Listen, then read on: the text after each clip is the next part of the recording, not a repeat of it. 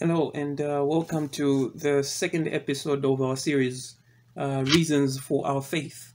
Now, today we'll be looking at a very interesting topic, and that's the topic of the existence of God. Does God exist? Is there a reason to believe in the existence of God? And I believe this is one of the most fundamental questions in the Christian faith. Now, when it comes to this question, most of we, the Christians, tends to rather take a rather simplistic approach towards the question, and we tend to think, well, it's just a matter of belief.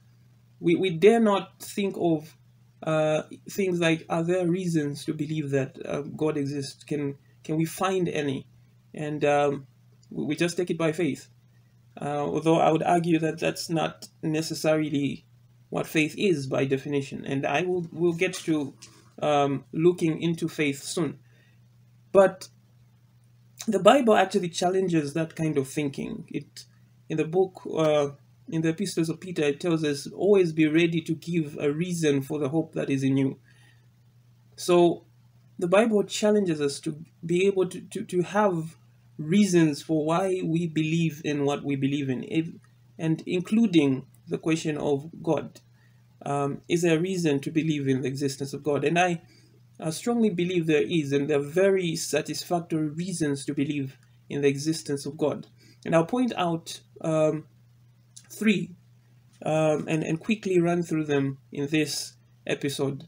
Number one, the reason is that the existence of God is the best explanation for the origin of the universe. The existence of God is the best explanation for the origin of the universe.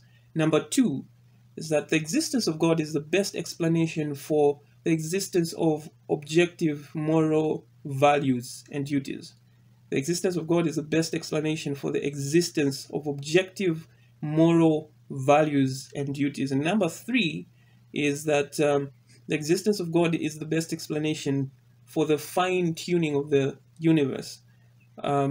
The existence of God is the best explanation for the fine tuning of the universe. So let's get into these 3 points one by one, beginning with the existence of God being the best explanation for the origin of the universe. Now, we all agree that the universe is not eternal. It had a beginning. Scientists, atheists, and Christians alike believe and understand that is true. It's not eternal. It never, it had a beginning at a certain point in time. And the question that actually begs to be answered is, what is the cause for the existence of the universe? Now, most atheists believe that the cause for the universe, the existence of the universe, is by the Big Bang. That billions of years ago, there was a Big Bang that brought into existence everything that now is: time, space, matter. And basically, in the simplest sense, the claim is that out of nothing, we have everything that we have today. But that theory overlooks the basic principle and understanding that ex nihilo nihil fin, out of nothing, nothing comes. We can't have nothing and have everything. Out of nothing comes nothing. And every thinking mind will agree that that is rather absurd. How do we have nothing and nothing blows up and then we have the universe existing as it is today? And but theism suggests that, and theism is the belief in the existence of God, suggests that rather than believe that everything that is came out of nothing, there's a belief that everything that is was brought into existence by someone. Everything that is was brought into existence by someone, and that someone created what is in existence today. Now, that someone, in order to be able to create everything that is in existence, has to be immaterial, because He created matter.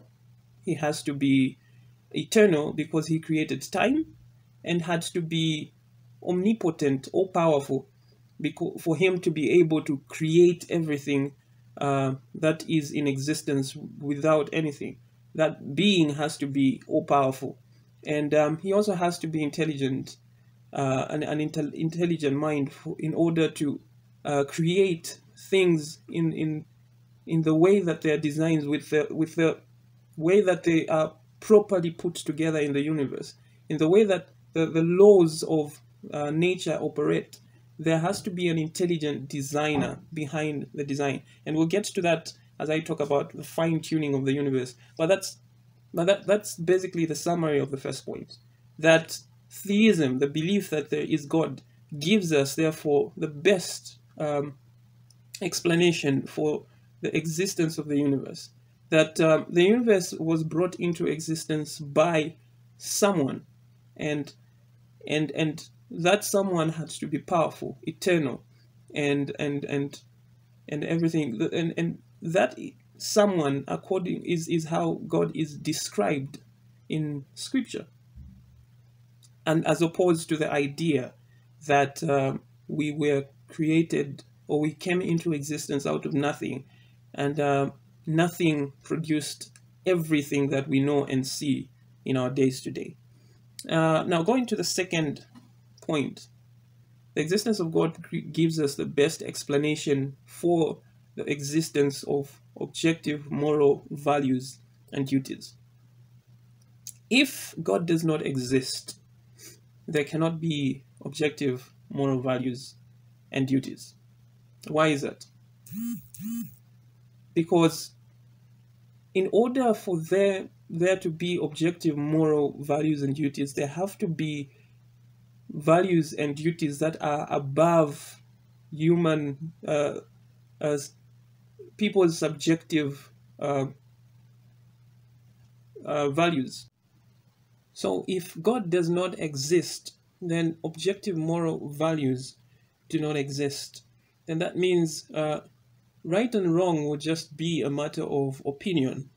There would be no objectivity to morality, and you can do what you want, and what you feel is right, and I can do what I feel is right. But if God exists, then there is a transcendent source of objective morality and objective moral values and duties, and so that is actually what we observe when we look at life and the world and how the world operates. There are actually objective moral values and duties binding in society today. So, and that's the second point. Now, if we move to the third point, and that is that the existence of God is the best explanation for the fine-tuning of the universe. And I touched about this on this in my first point. And it's that not only did God, this being, create the world, but that in the way that he created the world, he created it with certain specifications. There's a certain precision that you will notice in the world and how the world functions, beginning from the universe and how it functions, beginning from our position in the solar system, and going to the conditions needed for the survival of, for the sustaining of life on this planet. You will notice that there is precision, and the conditions that are needed for these things to exist are tuned, they're fine-tuned with certain specifications.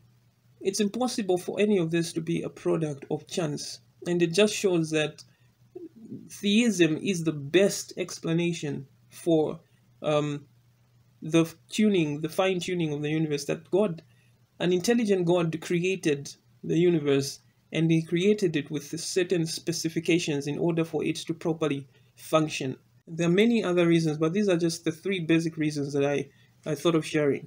I pray that we begin to understand that there are actually reasonable reasons to believing in the existence of God, and that these would help us in growing and strengthening our faith.